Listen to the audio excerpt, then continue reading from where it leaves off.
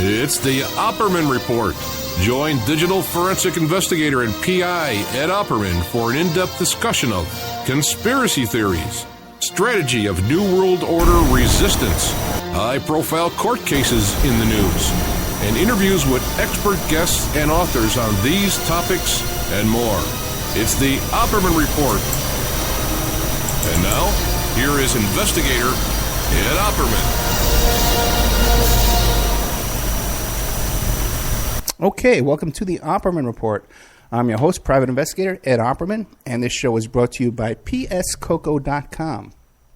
Phoebe Sod is an independent curator, but anything from sauces and spices to brownie and cake mixes, and even coffee and martini mixes. If you want to treat yourself or someone you love to a sweet and tasty gift, then the Cocoa Exchange is the brand for you. This is Phoebe Sod's website. You go to pscoco.com, pscocoa.com, and you can even go into the cocoa business with Phoebe. You can go to this website, click the Contact Us button, and get into the cocoa business. You can be a chocolatier along with Phoebe Sod. Also, we got a brand new sponsor just about to sign up.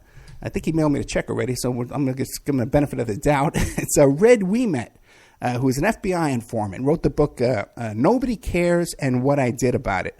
A fascinating guy from the Chicago area. You might even know our guest today, because we've got a great show today. We have a returning guest, Danny Griffin and Frank Cullotta, a couple of local guys from Vegas here, and they just wrote a book about Frank's life. The Rise and Fall of a Casino Mobster, the Tony Spilotro story through a hitman's eyes. Frank Cullotta is the guy you see in Casino. The movie Casino is about him, and he's actually acted in the movie Casino, running around with a gun shooting people in casinos. I'm out of character for Frank, but they picked him for that part anyway. So our guests are Denny Griffin, and Frank Cullotta. So, Denny, are you there? I'm here, Ed. Thanks for having me on. Thank you for coming back. So you got the new book out. Tell us about yourself, Denny. Who is Denny Griffin? Okay, I am in my second career. I retired as a police officer and an investigator back from New York State. And I started writing in 1994. And so I've got a little over 20 years in now in my second career. And our my latest book came out, which I wrote with Frank. And in fact, the paperback came out yesterday, and the Kindle version came out 2 days prior to that. So I'm quite excited about it. Yeah, and that book, you can find it on Amazon or Wild Blue Press. And it's called The Rise and Fall of a Casino Mobster, the Tony Spilotro story through a hitman's eyes. So, Denny, how old are you now? I'm 71. 71 years old. Wow, you're humming along there, man. How many books you got written? No, really good. How many books you wrote? This one just came out as number 17. 17 books, 71. Look at that. That's got to be lucky, right? Okay, Frank Cullotta. Frank Cullotta. Are you there, Frank? You awake? Yeah, Ed, how you doing? I'm doing good. Thanks for coming back on the show, man. We really enjoyed you last time, but for the brief amount of time we were able to hold you onto the show. It's kind of late at night. So tell us about yourself. Who is Frank Cullotta? Well, Frank Cullotta now is a legitimate person, and I'm retired from what I used to be, and what I used to be was I was involved with organized crime. I did everything criminal you could think of. I don't want to go into it because we'd be talking through your whole hour. But I am now an author. I've written with Denny 3 books. And I have my own business out here in Las Vegas. I do private tours, and it's doing rather well. It's called Frank Cullotta's Casino Tours. And basically that's it, Ed. I'm getting these calls over. I got to hide my other phone. Well, Frank, how old are you now? Well, I'm a little older than Denny. I'm like 78. 78. Yeah, that's like my dad's age. Yeah, my dad's 77. And you're still working, huh? You're still working full time. You know, when you stop working, you'd wind up sitting home watching TV, growing old and dying. Yeah, I hear you. Now, these private tours you take, right? What do you show people on the private tours? I show them around. I show them where the movie Casino was shot. I tell them the history of the movie. I tell them about the movie stars that were in it, the part I played. I show them murder spots, FBI locations where they followed us around, where they put cameras and transponders on cars. It's a 2.5-hour tour, and I gotten 59 reviews, 5-star reviews from TripAdvisor. Okay, so president. You pick up these tourists, you take them in your car on a private tour. How do they know they're ever going to get out of that car? Well, they're a little hesitant at first before they sign up for the tour because they heard my reputation. And then after they read my reviews on TripAdvisor, they call. And when they call, they're still a little nervous. But once they meet me, after being with me 5 minutes in the car, everything is cool. They love me. Yeah, because even Denny said he was a little nervous about going into business with you. His wife was even more nervous. She ran out the back door when I came in the front door. Hey, so, Frank, the last time I had you on the show, the next day, my daughter had a banquet for her basketball team. And then later on that day, I was hosting the debate, the sheriff's debate. Everybody I talked to all day long, from the basketball team to these guys running for sheriff to these people and news people, I says, I interviewed Frank Cullotta last night. Every single person said, yeah, I know Frank Cullotta. Like, everybody knows you. Well, I hear that myself. People come up to me and say, hey, I met so-and-so. He said he knows you. I don't know what they're talking about. So I have a lot of people that claim they know me, and I only wish I knew all these people. I would be even much more famous. Yeah, that's true. Yeah, get $1 from each of them, right? If everyone who said they knew you bought your book, we'd all be rich. If they give me a dime, I'd be in good shape. Yeah, I hear you, man. Okay, so if they want to book you on this tour, they're going to call 702-622-0850. 702-622-0850. You call up Frank Cullotta, who's in the movie Casino. This is the guy the movie's about. Give you a private tour of all the spots. You can't beat that. All right, gentlemen, tell me the rise and fall of a casino mobster. What can we find in this book? Well, you'll find things that actually weren't in my our other 2 books that I written with Denny about me. This is actually all about Tony Spilotro. Things that people didn't know what he'd done in life, or they were curious, or they assumed he'd done these things. And I've revealed everything he's done. I think I silenced a lot of people on some things they thought he'd done that were completely ridiculous. I set the record straight, in other words. I let you know what type of guy he was. I didn't completely slaughter him. I told you his good parts and his bad parts. I think it's a very interesting book, and from what I just heard a little while ago from Denny, it's gotten, Denny will tell you the reviews already. I mean, they're supposed to be great. So, when you write a book, you never really think it's that great because you're doing it. But then when you hear other people telling you what they thought about it, then you know you wrote a good book. Yeah, 5-star reviews on Amazon right now. What are some of the things, the misconceptions about Tony Spilotro, things that people got wrong?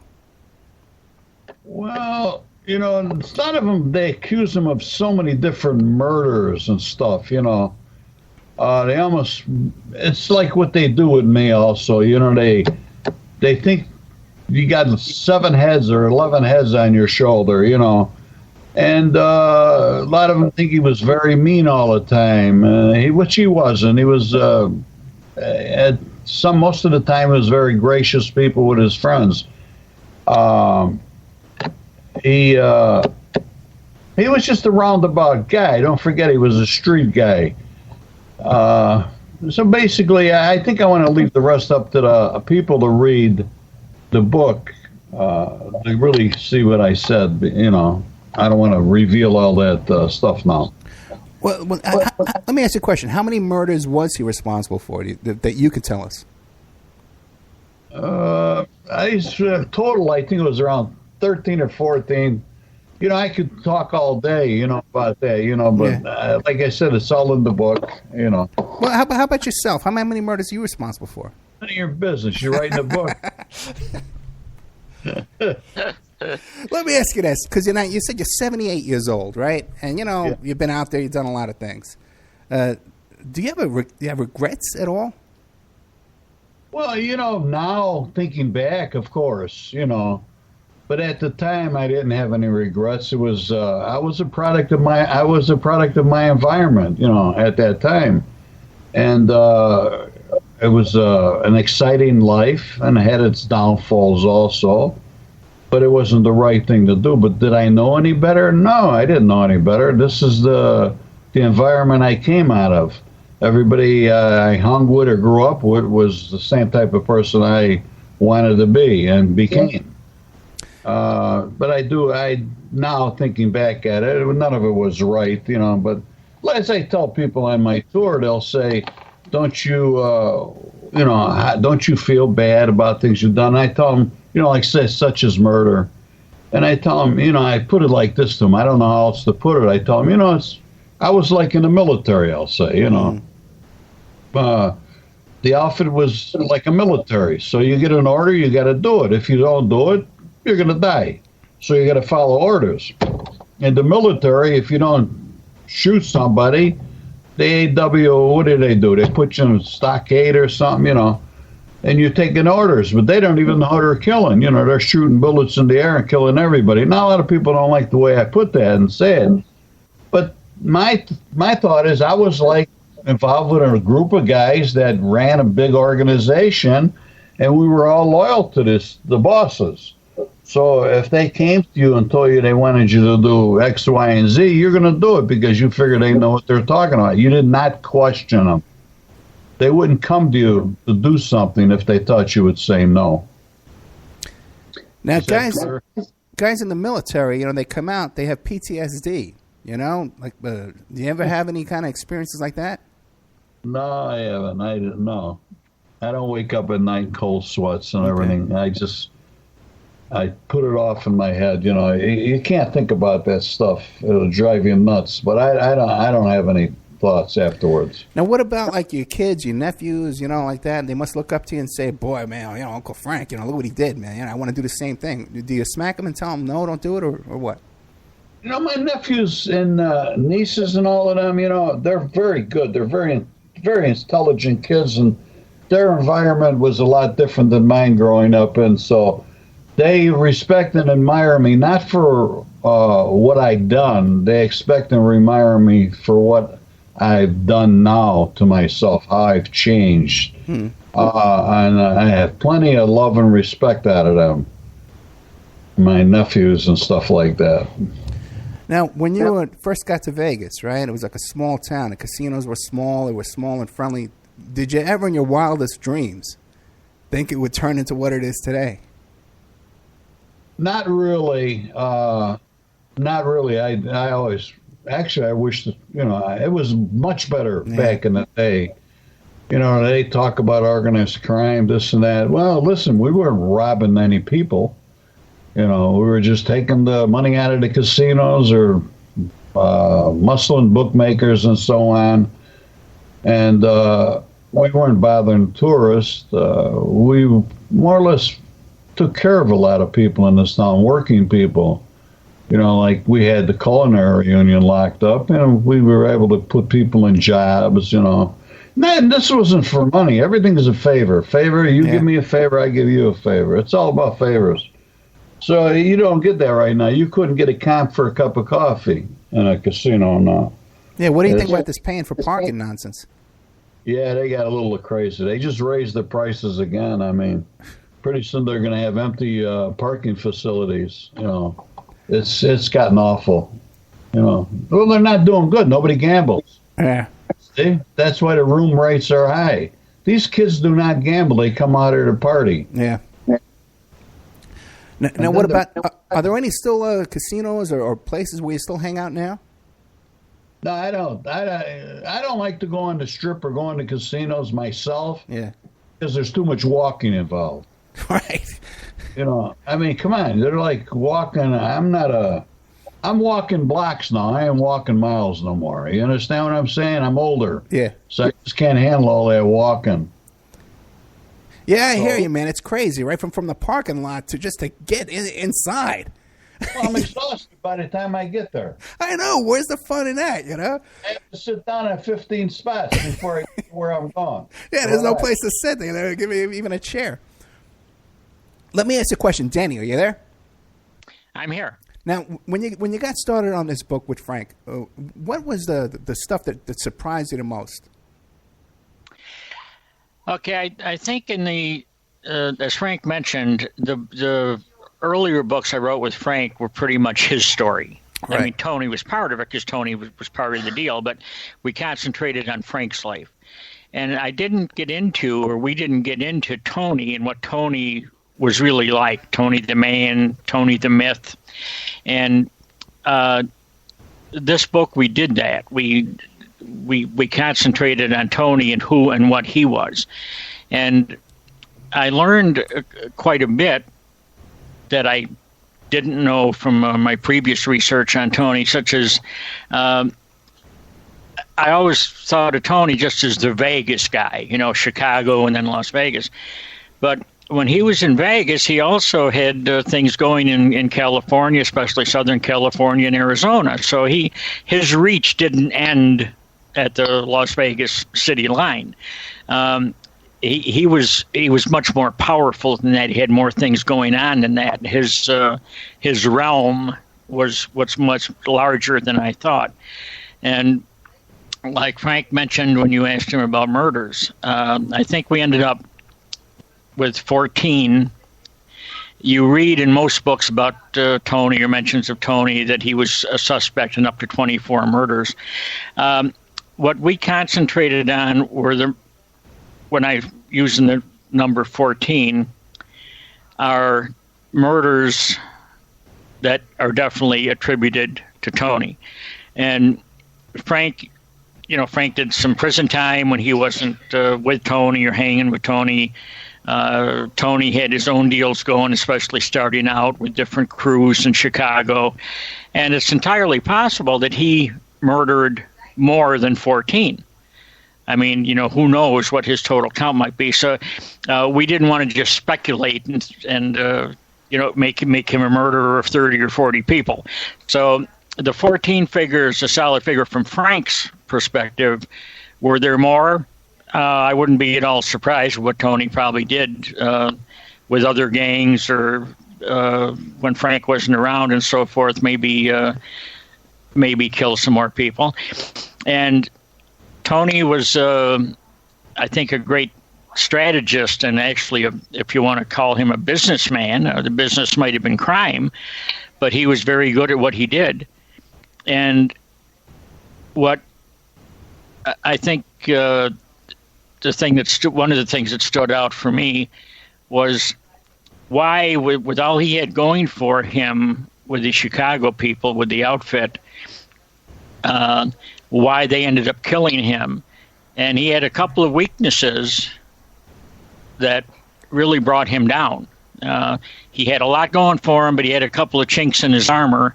And in the end, I think that's what got him. And what were the big weaknesses? Drugs and women? Drugs, not that I'm aware of. Women certainly was a factor.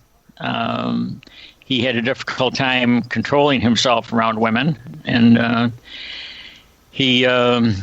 I think anybody who saw the movie Casino know that Pesci's character, who was based on Tony, got involved with De Niro, who was Lefty Rosenthal's wife, and that was all actually happened, and that was not a good thing. And Tony had other women he was involved with as well.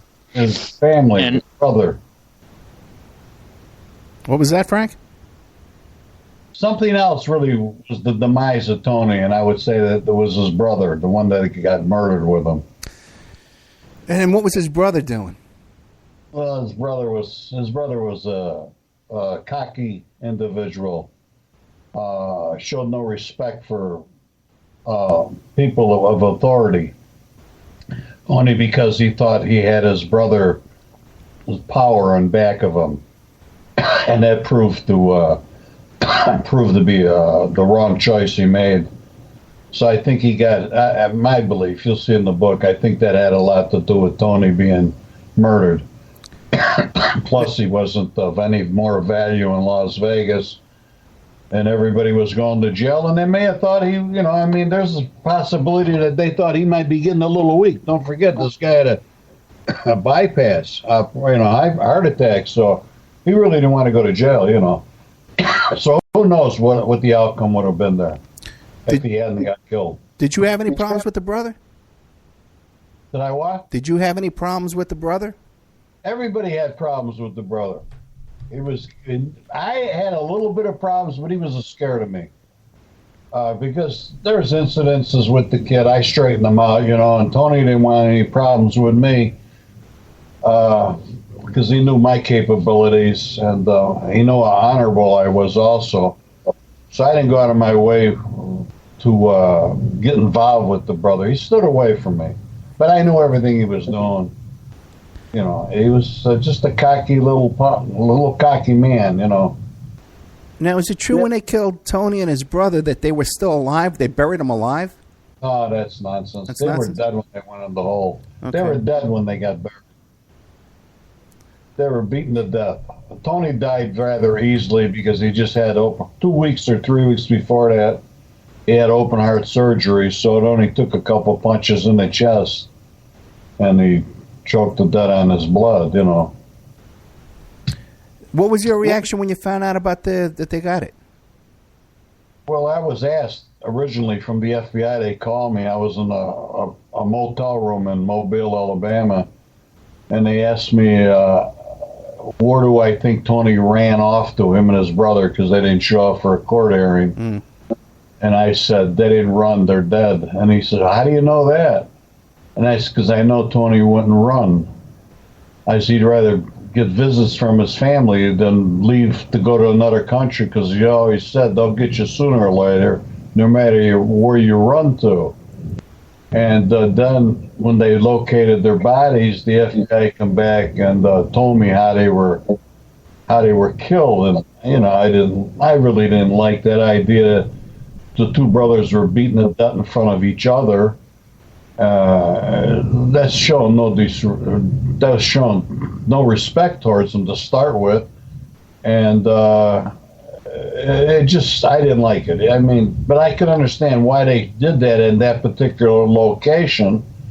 It wasn't done in a cornfield, as I told him. I said it had been done in a basement of some house in a suburb, which I was right, and I even told him the suburb, which I was right on. Because they couldn't shoot a gun in a residential area. They got to kill two people. You'd be shooting bullets. All the neighbors were there. It was in the daytime, or it's near evening, I guess. So that I understand, but I don't understand. I just don't. I didn't like the idea of them getting beaten to death like that. It got me very upset. In the movie, did they portray you as being one of the guys who turned on Tony and beat him to death? Yeah, there's a reason. Frank Vincent played me. Right. There's a reason for that. And a lot of people don't understand. We tried to make that clear through the movie because I was a consultant. I told them that your enemy's not going to be the one that's going to bring you to get killed. It's going to be your best friend that's going to lead you to the trap. You're not going to go with an enemy. You're going to go with your best friend because you're going to think this problem could be straightened out. Your best friend knows what he's talking about. So they portrayed me as, because I was his best friend, that I was the one who was part of the killing of it. So that's all they were trying to do, is portray that a friend would do it, not bring you to your slaughter, your demise. And that's what it was. But people still don't understand. I don't even know if you understand what I just said. I understand. But let me ask a question then. In real life, who was it that brought him, who lured him out to the spot? Well, I don't know. You don't know? I wasn't there. You weren't there. Now, out of everybody in this story, you're the only one you're the last man standing, right? Yeah, I guess so. How's that feel? Pretty soon I might be in a wheelchair the way I'm going, but I'm still around. But how does it feel, though, to be the last guy out of all this? Well, I often wonder why I'm still here myself. Yeah. But it's weird, because everybody's dead, and I'm still alive, and I'm doing these tours, and you have no idea how many people are so interested in organized crime, how it was, and how it ran, and there's no hate. They just want to know more about history. And I guess I'm telling them about it. I don't know. I'm the relayer. I'm delivering the message. Sort of strange, but that's the way it appears to me. I don't know. So now, from coming from a guy who ran this town, you ran the place. Yeah. Untouchable. Right? No one so. bigger, no one better. And now you're in your waning years, what are they called? Your winter years, I guess, right? Yeah. And you're giving these tours and stuff like that. You're writing a book. This is all great stuff, but still, you're not the king of the town anymore. Do you feel like you lucked out, you made it, you survived this long, or do you feel like, you got chipped and you should be the king of the town? You should be mayor. What do you think? Some guy wanted to put me up to run for mayor. I said, "Are you nuts? Me run for mayor?" They said, "You'd be a good mayor." I said, "I ain't gonna run for mayor." They said, "Well, Oscar did it. Why couldn't you?" I said, "I ain't gonna do that." But imagine me being in charge of the police department. Oh my God. Yeah, right. But do you think like do you think you were a success? Do you think you were a success for living this long, for making through it, or do you think, oh man, I blew it. I could have really ran this town. No, I really never thought that, because I always knew I never really wanted to be a connected guy I never wanted to be a boss in the outfit. Never. Okay. I got involved with that when I moved out here. I always avoided that. I worked for them doing things, don't get me wrong, but I never had to answer them to do this and do that and do this. I like to keep my own money when I made it. I didn't want to be told how I could spend my money. And by being on my own, I was able to do that, but I still had to do things for them when they called upon me. Right. Every boss goes to jail, all right, except Ricardo. Tony Ricardo's the only boss that never went to jail. Think about it. And I know who run the outfit from 1962 to 1972. It was Rica. Even he was in jail, but Tony Ricardo never was in jail. So out of all them guys, he's the only one that didn't get murdered or go to jail. And why do you think that is? Huh? Why do you think that is? Maybe he was super lucky and super smart. You got to have both of them things going for you. In a case like a Whitey Bulger, do you think there's more? It's more frequent that a lot of these guys have reached a certain place in organized crime that they're working with the feds and the cops. They get all kind of information. Yeah, I do, because I'll tell you there were things that I done that only I know that only two other guys would know, and the cops would find out. Yeah. How the hell did they find out? Well, maybe these two other guys told somebody else they trusted, and they got on the phone and called the cops, and they were involved with everybody. So I always believed there was a rat within. As I tell Denny and I tell the world, when I talk to them and wherever I'm at, I tell them there's a big difference between being an informant and a government witness. I'm not an informant, nor was I ever an informant. A witness just testifies the things that they done, crimes they were involved in. They don't go out and try to frame people or make up stories about people or put wires on them. I mean, that's what the informants do. They wear wires. I don't believe in that. So there's I think that's actually part of the whole problem that brought down organized crime was informants. So when you had a test, we had one on us, and I knew the guy was a rat, but Tony wouldn't listen to me. Now, when you had to testify, did that cause problems? Did they put a contract out on you and say, "Okay, you're out"? Were you worried? Yeah, they had a contract out on me right after I rolled. They put a contract out on me for $500,000. I guess I wasn't that important for $500,000, But they talk about million. Nobody's going to pay $1 million to whack somebody, let alone 500,000. You know, that's all movies. Yeah. You don't get rewarded by money. You get rewarded by rank in the outfit, you know, and the organization that you belong to. So once you know, though, that they want to kill you, what kind of precautions do you take in your everyday life? Now? No, then. What do you mean, precautions? Yeah. You don't want to make new friends. You only stay with the friends you got. And you never trust really anybody. And that includes females. A lot of guys get weak around women and they brag. Right. You know, and they shouldn't brag. You should never even, your wife is never supposed to know what you're doing. If you're married to a solid woman, she's not going to ask you. She's going to know you're doing something wrong, but last thing you want to do is tell her what you're doing wrong, because now you involve her, you know, or your kids, whatever. And what about today? You have no concerns today at all, do you? Do I have any friends? No concerns. Any kind of concerns about people taking no, revenge against you? They're all dead. They're all buried. Right. There's only one guy that's still alive, and he was the boss at the very end, but he's dying too. He's in prison, and from what I understand, he doesn't have long to live. He has lung cancer. He's in a wheelchair. I think he's about 85 or 86. And he would be the only guy, but he don't have an army anymore, too. There's no more. There's no more crews. Right. There's no more crews of guys in Chicago. And speaking of Chicago, this guy, Red Ouimet, I had him on the show a couple of times. You ever heard of him? Wilmette? Yeah. I don't know the guy. The guy was an informant. Yeah.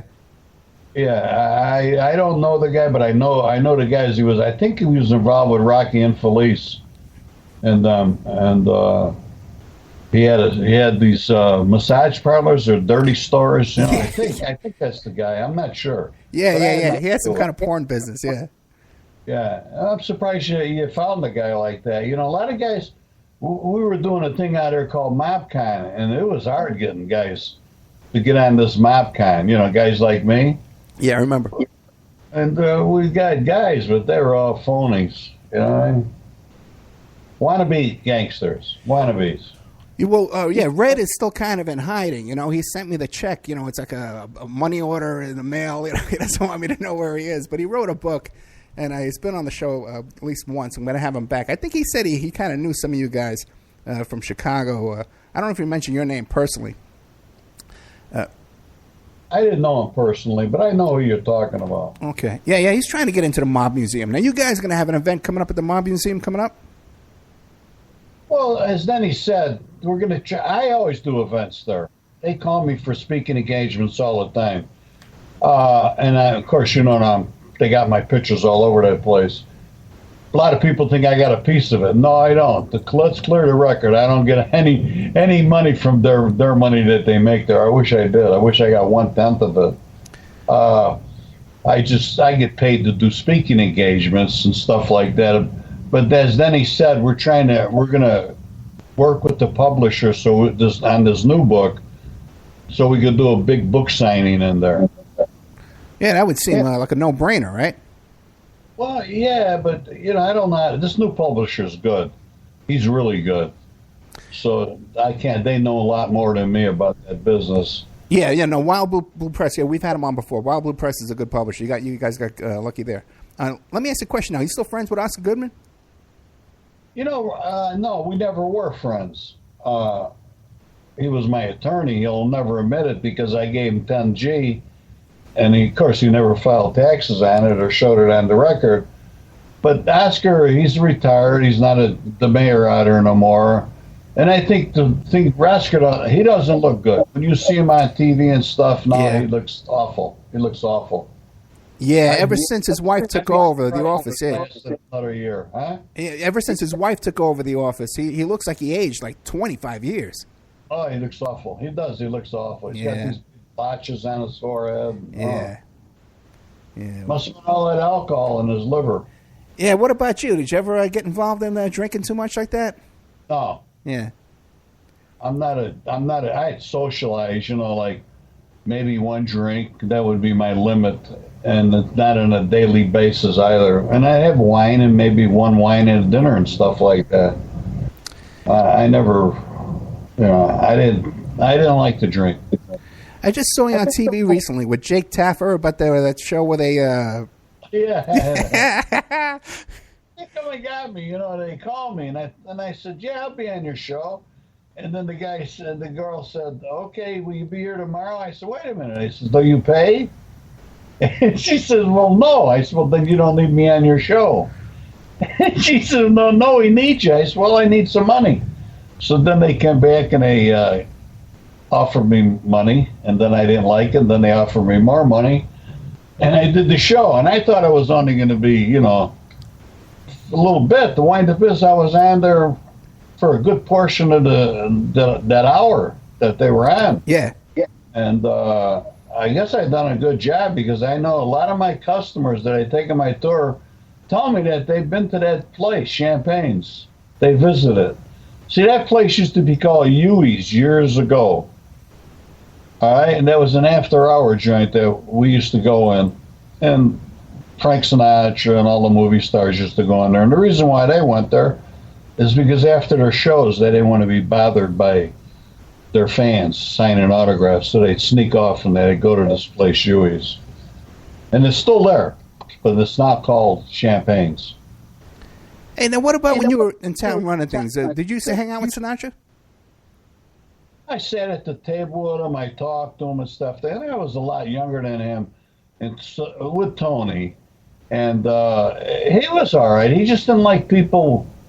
He didn't like people pestering him. He lost track too, like most movie stars. That these people are the same ones that made you famous. But his comeback would be, man. He says, I got a piece of. I'm on this jerk. He come over here to bother me to sign a napkin. He didn't run him out of there. So you could understand that part. But yeah, I've spoken with him. He was all right.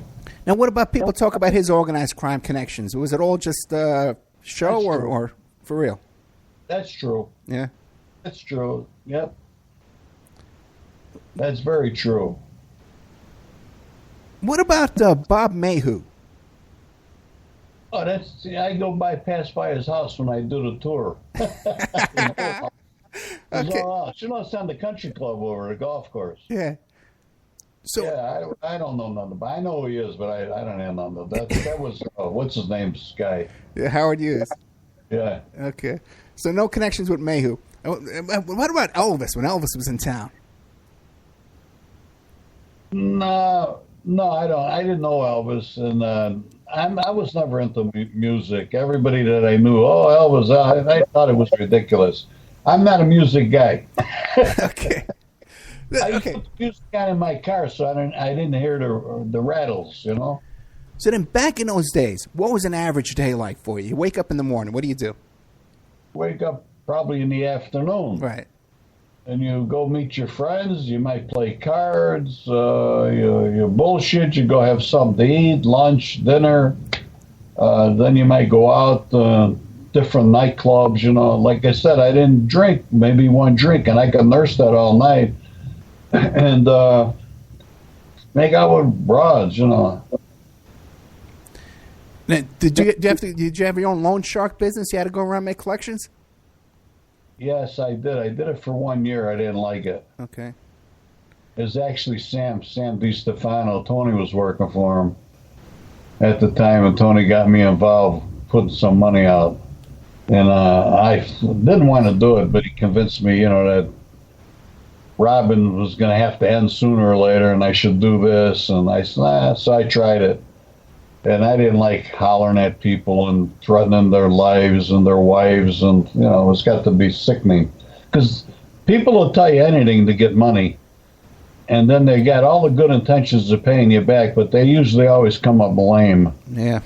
Because they're gambling. They don't want their wives to know they're gambling. They're hiding them from check to check. Yeah, so I did it for a year, and then I just sold my thing out to Tony. Now, what about that? Were you ever a gambler? I never was a gambler, a social gambler, but I played cards and might bet go to a football pool and stuff like that. I played craps out here in town for a while, but I used the casino's money. And I used to draw markers because we had connections then, you know. And we'd use their money to gamble and never pay them back. No, what about? But your main living though was the hole in the wall crew. You used to bust in the walls of these jewelry stores and then rob them, right? We got labeled that when we got caught because our method of breaking in places, you know, we could shut off alarms, but not always. As the alarm back in them days, there were ace keys. They were usually on the front door or wherever you were going in, industrial or residential. So sometimes you couldn't shut the alarm off because you would be seen doing that, picking a lock. So then we decided to start going in the backyard and going through the wall right into the master bedroom, because that's usually where all the jewelry is at, or the money or whatever. People just have a habit. And it wasn't actually it. We were going robbing houses that we didn't know what was in there. We used to get information from insurance people. They used to write the policies, and we'd give them 20%. Oh, really? Of course, you know. We didn't go in a house to take TVs and radios. We went in there strictly for jewelry and cash. And for guns, we take the guns. Now, when you went to a job like this, how would you go dressed? Would you put on you had work clothes? Of course, yeah. Yeah, when we were doing the movie, I told the one guy, they were making the hole in the wall and he didn't want to wear a hat. I said, put a hat on your head. Oh, no, I got to be seen. I'm doing the movie. I said, put a hat on your head. No person feel like that. What's the matter with you? So Marty says, listen to him. Marty goes, so he put a hat on. And would you bring a thermos of coffee and sandwiches and stuff? No. No? Only if we were going to spend, no, we wouldn't bring no food with us. I've been in places for a day working on going through floors and going into vaults where it took the whole day. So you just starve to death. You don't smoke, you don't pee, you don't do nothing. DNA, even back then, my friend, DNA. Now, while you're in there, if you're working on a safe all day long, are you nervous? Maybe the first hour, because you're wondering if they heard it. Even though you got the radio, the police calls on, you still don't know if you're all right in there. But after an hour, you just want to get it over with, and you don't even think about being caught anymore. Okay, what up? You're out, you're doing stuff. Some guy gets shot, and you go home, you go to bed. Are you nervous when you're in bed that night, saying, what happened? Oh no. No, that never affected me. Really? I've had you just get shot. Yeah. So once it's over, you just forget about it. The what? Once it's over, you just forget about it. Well, you have to, unless you want to wind up in a fucking insane asylum, Yeah. Yeah. Now, what about the cops, the local cops? Did you have them on the payroll? How'd that work? All the cops are on a payroll.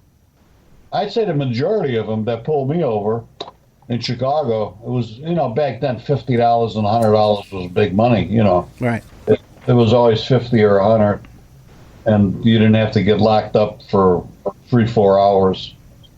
And you give them the money. See, anytime you get run in a station, they got a book that goes down in booking, and it goes on your arrest record. You know what I mean? Sure. So when you go in front of a judge, he says, "Oh, you've been pulled over. You've been locked up 50, 60 times. That means you're active." That don't look too good, when you go in front of a judge. So this is how they build cases against you. So you try to give the cop $50 or $100 not to run you in, and that's what they wanted actually. So I had 3 sheets. Arrest sheets, 3 of them. They had to go to 3 sheets. Was there ever a time when they wouldn't take the money and they stuck you in anyway? Well, somebody new, somebody that didn't take money, They were good cop, bad cop. You know what I mean? Yeah. Right. And what about here in Vegas? Were you paying off the cops here in Vegas? Nah. How come? These guys are a mess of cowboys out there. What do you think about these cops here? They get away with all these murders, shooting these unarmed people. I don't know. I'm not defending them or talking bad about them.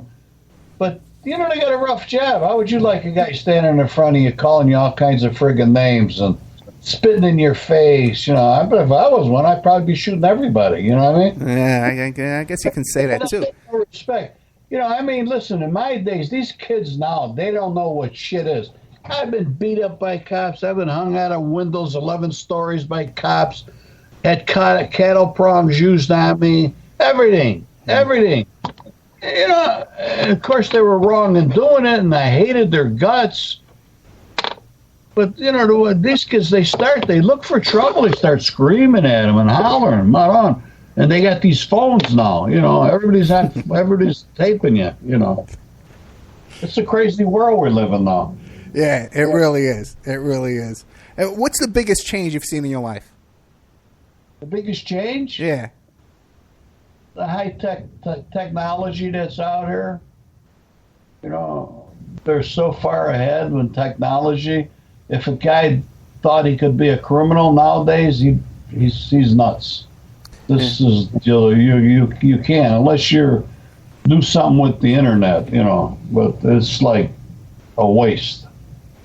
Yes, back in your day, and it was all cash, and you just had to worry about your telephone. They're tapping your phone lines. You can get some scramblers or something, right? They used to have those scramblers back in the 80s, right? Pencil tap on it. They couldn't listen to your calls. They used to just use traceable numbers, to see who you were contacting with. Now they could do it all. Mm-hmm. Or let's say they do it all. All right, you know what? This might be a good time to. You know what? We only got 15 minutes left. A little bit. I'm tired of talking to you. Okay, let Danny talk for a while. You take a rest. Hey, do you still smoke, Frank? Smoke cigars. You smoke cigars? Okay. Yeah, I used to smoke cigars. I quit. I feel a lot better since I quit. Why? You don't inhale them. Yeah, I know, but you inhale a little bit, and the nicotine and stuff like that, it kind of wears you down. I feel a lot better. I'm a whole different story. So, Danny, you were talking about how there's some new unsolved murders in Chicago that's coming out in his book. Yes. What can you tell us? Well, again, these were murders that a lot of them were Tony did or was involved in, and Frank knew who the other participants were. If Tony was a participant, he knew who also was involved. And these are old murders, gangland murders, but they're still on the books as unsolved homicides. And it cleared up some things where Tony was a suspect, and Frank knows that Tony did not commit certain murders, and but knows who did. So we straightened this. I believe Frank said earlier he set the record straight. And another thing he set the record straight on was some of the things. For example, there was a book written by a former FBI agent who is now deceased, but he said some things in there about Tony that weren't true. And like what? Well, that Tony he challenged Tony to a fist fight, and Tony was afraid of him and wouldn't go for it, and so on. And that didn't happen, Tony. So Frank straightened that out. Another book that's out there, a lady claims her husband had Tony on his knees begging for his life, and that is phony also. So Frank addresses that issue. And a book written by a former Chicago cop who is now deceased, he claimed that he and Tony were tight and that he was a crooked cop and so forth. And that apparently he took some liberties with his book in describing his relationship with Tony. The other thing that I didn't... there's one book out now that says that when Tony and his brother Michael were murdered in 1986, they were on their way, they were awaiting a second trial, what was called the Berthas trial. It resulted from the Berthas burglary, and that they had been acquitted in Chicago and then were going to be retried in Las Vegas, and Tony and his brother were murdered before the trial started. That book is gets a lot of reads. Unfortunately, that most people know that in this country, if you're acquitted at trial, there is no retrial. Right. Once you've been tried and acquitted, it's done. The trial that this book refers to, the first Bertha's trial took place in Las Vegas. It did not take place in Chicago. So there were some issues with the accuracy of that information. But I found out what really happened at that Bertha's trial, and it was quite a story. And the former Justice Larry Levitt, at the time, he was worked as a federal prosecutor. He was handling the case for the prosecution, and what that trial consisted of, and what happened, and how it ended up in a mistrial, and so forth. So that to me, as somebody interested in the history of these things, was very, very interesting, and a story I had never heard before. So I was really thrilled about getting into the bottom of that, knowing what truly happened there. And again, some of the myths that were out there about Tony, we were able to straighten them out. And another thing that Frank had a chance encounter with Tony Spilotro's wife within the last couple of years. Oh, yeah. And we talk about that in the book, and how that, how that encounter or that meeting came out. So there's a lot of stuff that I wasn't aware of before that has happened relatively recently in the case of Frank meeting Nancy. And all that stuff to me was very interesting and very enlightening. Was it a pleasant meeting or was it hostile? It turned out to be pleasant. Okay. I think Frank wasn't quite sure at the start how it was going to go.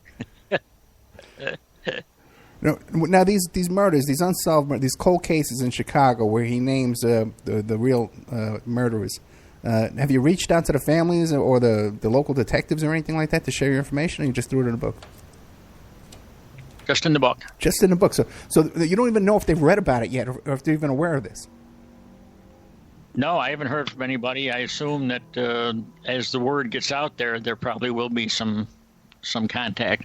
Now, these the actual murderers, are they still alive or they're all gone? Most are gone.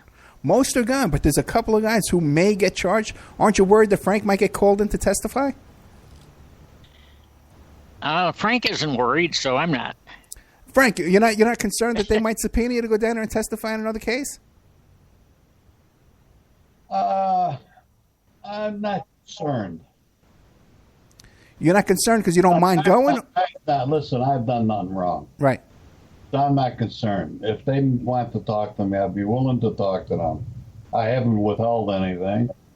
I haven't seen these, actual murders being committed by myself, or was I involved in them? So I got a clear conscience. But even just the hassle, the hassle if they want to fly you down or you got to testify. It's their dime. You don't mind, huh? All right, great, okay. That's a free trip, right? Go back to the old... What about in Chicago? You got any problems in Chicago? Or you get along with everybody back there? Yeah, I have no problems back there. Okay. I've been back there recently. Okay. So you're still traveling, huh? Of course. Okay. All right, great, man. And wait, how did it go with Spilotro's wife? It went all right. At first I thought she might slap me. She spotted me. And I turned around and I looked at her. I said, I think you got the wrong guy. And she says, no, I know your voice. So I didn't want to make a big scene out of it because we were in a drugstore. And I said, oh, yeah, hi, Nancy. And she started crying and she kissed me on my cheek. And then she told me that Tony was right there with her watching us. And I thought, huh. And then she says, he understands, what happened and this and that. And I tried to help her out financially, because she's got nothing. It's sort of sad, you know. Yeah, that is sad. So she still lives here in the town. Yeah, you know, Tony, I believe, was the glue and the foundation of that whole family. So, you know, it's sort of sad. You know, I felt bad. I still feel bad for her.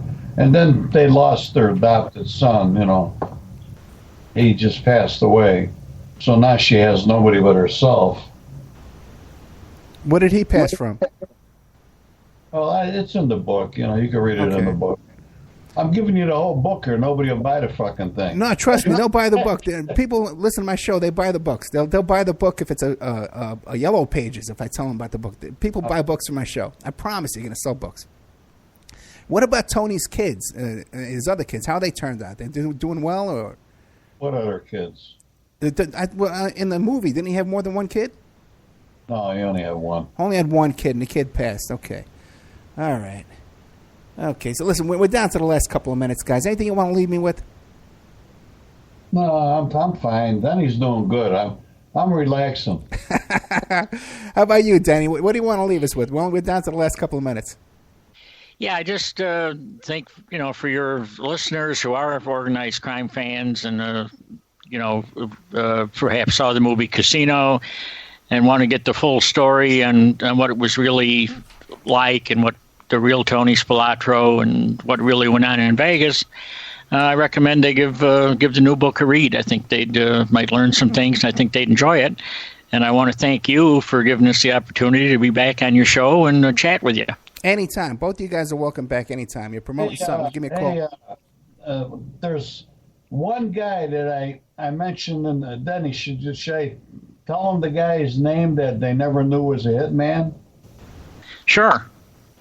There's one guy that law enforcement, nobody knew ever existed because he died at age 26. And he put a few people in the hole, you know. And he died at 26. He was a friend of mine. I used to steal with him. And then he went to work with Tony.